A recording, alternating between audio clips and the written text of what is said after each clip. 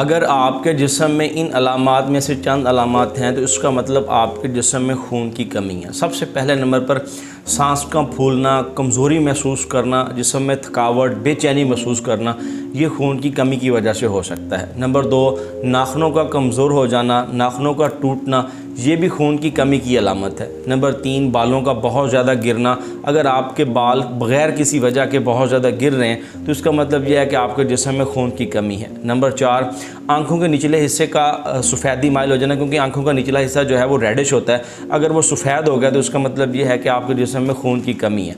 Number 5, जिल्द की खुश्की, आपकी जिल्द का ड्राई हो जाना, ये भी खून की कमी की अलामत है। नंबर 6, रंगत का पीला पड़ जाना। इसके अलावा चेहरे का जो रंग है वो फीका फीका महसूस होना, ये तमाम अलामात खून की कमी की वजह से होती हैं। खून की कमी की वजह से आप जो है बार बार बीमार होते हैं, मुख्तलिफ इन्फेक्शंस का शिकार होते हैं। अगर आपके जिस्म में खून की कमी है तो अगली वीडियो में हम बात करेंगे आप जल्द अज जल्द किस तरह से खून की कमी को पूरा कर सकते हैं।